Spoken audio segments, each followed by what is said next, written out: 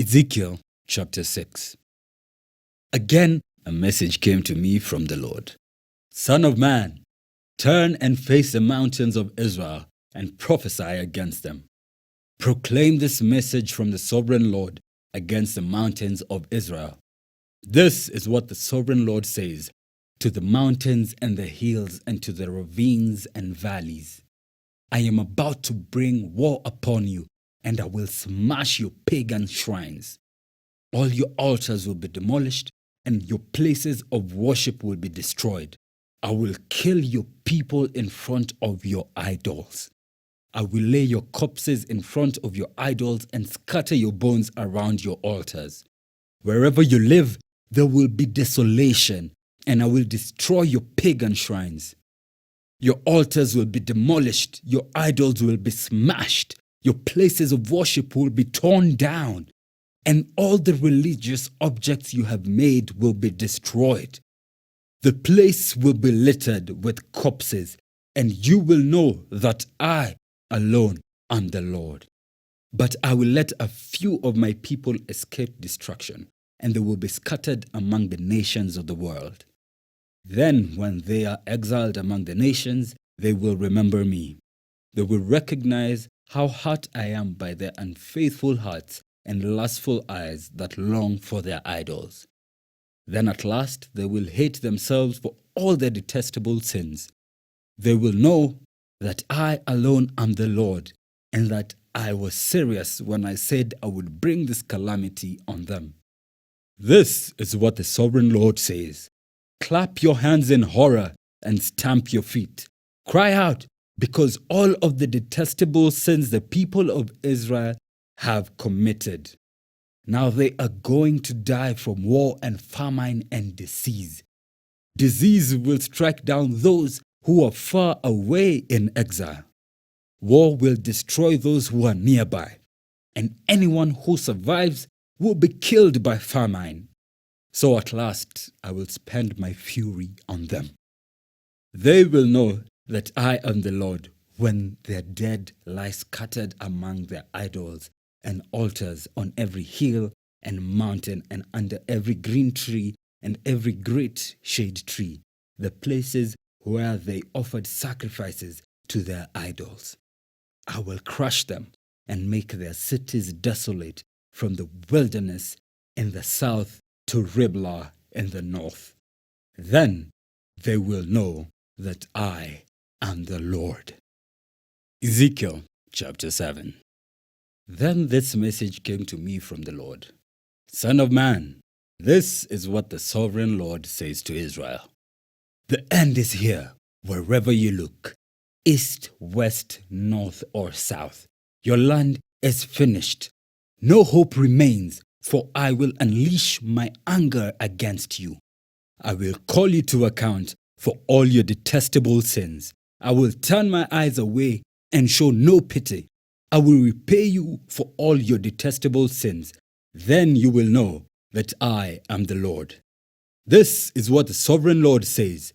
Disaster after disaster is coming your way. The end has come. It has finally arrived. Your final doom is waiting. O people of Israel, the day of your destruction is dawning. The time has come. The day of trouble is near. Shouts of anguish will be heard on the mountains, not shouts of joy.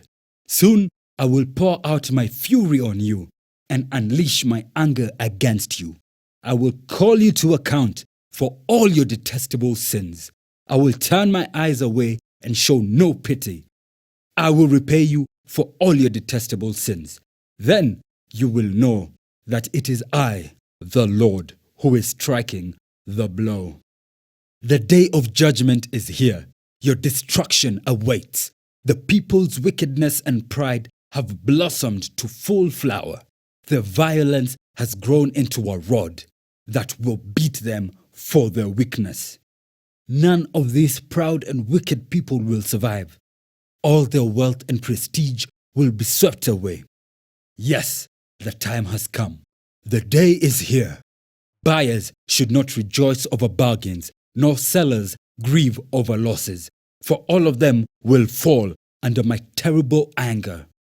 Even if the merchants survive, they will never return to their businesses. For what God has said applies to everyone. It will not be changed. Not one person whose life is twisted by sin will ever recover. The trumpet calls Israel's army to mobilize, but no one listens. For my fury is against them all. There is war outside the city, and disease and famine within. Those outside the city walls will be killed by enemy swords.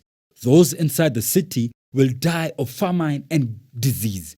The survivors who escape to the mountains will mourn like doves, weeping for their sins. Their hands will hang limp. Their knees will be weak as water.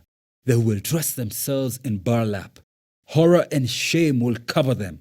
They will shave their heads in sorrow and remorse. They will throw their money into the streets, tossing it out like worthless trash. The silver and gold won't save them on that day of the Lord's anger. It will neither satisfy nor feed them, for their greed can only trip them up. They were proud of the beautiful jewelry and used it to make detestable idols and vile images. Therefore, I will make all their wealth disgusting to them. I will give it as plunder to foreigners, to the most wicked of nations, and they will defile it. I will turn my eyes from them as these robbers invade and defile my treasured land. Prepare chains for my people, for the land is bloodied by terrible crimes. Jerusalem is filled with violence. I will bring the most ruthless of nations to occupy their homes. I will break down their proud fortresses and defile their sanctuaries. Terror and trembling will overcome my people. They will look for peace but not find it. Calamity will follow calamity. Rumor will follow rumor. They will look in vain for a vision from the prophets. They will receive no teaching from the priests and no counsel from the leaders. The king and the prince will stand helpless, weeping in despair, and the people's hands will tremble with fear. I will bring on them the evil they have done to others, and they will receive the punishment they so richly deserve. Then they will know that I am the Lord. Ezekiel chapter 8. Then on September 17, during the 6th year of King Jehoiakim's captivity, while the leaders of Judah were in my home, the sovereign Lord took hold of me. I saw a figure that appeared to be a man. From what appeared to be his waist down, he looked like a burning flame. From the waist up, he looked like a gleaming amber. He reached out what seemed to be a hand and took me by the hair. Then the Spirit lifted me up into the sky and transported me to Jerusalem in a vision from God. I was taken to the north gate of the inner courtyard of the temple, where there is a large idol that has made the Lord very jealous. Suddenly, the glory of the Lord of Israel was there, just as I had seen it before in the valley. Then the Lord said to me, "Son of man, look towards the north." So I looked, and there to the north, beside the entrance to the gate near the altar, stood the idol that had made the Lord so jealous. "Son of man," he said, "do you see what they are doing?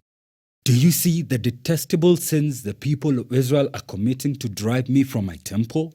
But come, and you will see even more detestable sins than these." Then he brought me to the door of the temple courtyard, where I could see a hole in the wall. He said to me, "Now, son of man, dig into the wall." So I dug into the wall and found a hidden doorway. "Go in," he said, "and see the wicked and detestable sins they are committing in there." So I went in and saw the walls covered with engravings of all kinds of crawling animals and detestable creatures. I also saw the various idols worshipped by the people of Israel. 70 leaders of Israel were standing there with Jaazaniah, the son of Shaphan, in the center. Each of them held an incense burner, from which a cloud of incense rose above their heads. Then the Lord said to me, Son of man, have you seen what the leaders of Israel are doing with their idols in dark rooms? They are saying, The Lord doesn't see us. He has deserted our land. Then the Lord added, Come, and I will show you even more detestable sins than these. He brought me to the north gate of the Lord's temple, and some women were sitting there, weeping for the god Tammuz. Have you seen this? He asked. But I will show you even more detestable sins than these. Then he brought me into the inner courtyard of the Lord's temple, at the entrance to the sanctuary, between the entry room and the bronze altar. They were about 25 men with their backs to the sanctuary of the Lord. They were facing east, bowing low to the ground, worshipping the sun. Have you seen this, son of man? He asked. Is it nothing to the people of Judah that they commit these detestable sins, leading the whole nation into violence, thumbing their noses at me, and provoking my anger? Therefore, I will respond in fury. I will neither pity nor spare them. And though they cry for mercy, I will not listen. Ezekiel chapter 9. Then the Lord thundered, Bring on the men appointed to punish the city. Tell them to bring their weapons with them. 6 men soon appeared from the upper gate that faces north, each carrying a deadly weapon in his hand. With them was a man dressed in linen, who carried a writer's case at his side. They all went into the temple courtyard and stood beside the bronze altar. Then the glory of the Lord of Israel rose up from between the cherubim, where it had rested, and moved to the entrance of the temple. And the Lord called to the man dressed in linen, who was carrying the writer's case. He said to him, Walk through the streets of Jerusalem, and put a mark on the foreheads of all who weep and sigh because of the detestable sins being committed in their city. Then I heard the Lord say to the other men, Follow him through the city and kill everyone whose forehead is not marked. Show no mercy, have no pity, kill them all, old and young, girls and women and little children, but do not touch anyone with the mark. Begin right here at the temple. So they began by killing the 70 leaders. Defile the temple, the Lord commanded. Fill its courtyards with corpses. Go! So they went and began killing throughout the city. While they were out killing, I was all alone. I fell face down on the ground and cried out, O sovereign Lord, will your fury against Jerusalem wipe out everyone left in Israel? Then he said to me, The sins of the people of Israel and Judah are very, very great. The entire land is full of murder. The city is filled with injustice. They are saying, The Lord doesn't see it. The Lord has abandoned the land. So I will not spare them or have any pity on them. I will fully repay them for all they have done. Then the man in linen clothing who carried the writer's case reported back and said, I have done as you commanded. Ezekiel chapter 10. In my vision, I saw what appeared to be a throne of the blue lapis lazuli above the crystal surface over the heads of the cherubim. Then the Lord spoke to the man in linen clothing and said, Go between the whirling wheels beneath the cherubim and take a handful of burning coals and scatter them over the city. He did this as I watched. The cherubim were standing at the south end of the temple when the man went in, and the cloud of glory filled the inner courtyard. Then the glory of the Lord rose up from above the cherubim and went over the entrance of the temple. The temple was filled with this cloud of glory, and the courtyard glowed brightly with the glory of the Lord. The moving wings of the cherubim sounded like the voice of God Almighty, and could be heard even in the outer courtyard. The Lord said to the man in linen clothing, "Go between the cherubim and take some burning coals from between the wheels." So the man went in and stood beside one of the wheels. Then one of the cherubim reached out his hand and took some live coals from the fire burning among them. He put the coals into the hands of the man in linen clothing, and the man took them and went out. All the cherubim had what looked like human hands under their wings. I looked, and each of the 4 cherubim had a wheel beside him, and the wheels sparkled like beryl. All 4 wheels looked alike and were made the same. Each wheel had a second wheel turning crosswise within it. The cherubim could move in any of the 4 directions they faced without turning as they moved. They went straight in the direction they faced, never turning aside. Both the cherubim and the wheels were covered with eyes. The cherubim had eyes all over their bodies, including their hands, their backs, and their wings. I heard someone refer to the wheels as the whirling wheels. Each of the 4 cherubim had 4 faces. The first was the face of an ox. The second was a human face. The third was the face of a lion. And the fourth was the face of an eagle.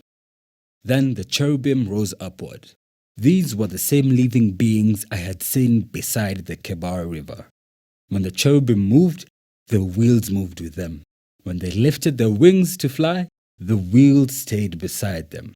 When the cherubim stopped, the wheels stopped. When they flew upward, the wheels rose up, for the spirit of the living beings was in the wheels. Then the glory of the Lord moved out from the entrance of the temple and hovered above the cherubim. And as I watched, the cherubim flew with their wheels to the east gate of the Lord's temple, and the glory of the God of Israel hovered above them. These were the same living beings I had seen beneath the God of Israel when I was by the Kebar River. I knew they were cherubim, for each had 4 faces and 4 wings, and what looked like human hands under their wings. And their faces were just like the faces of the beings I had seen at the Kebar, and they traveled straight ahead, just as the others had.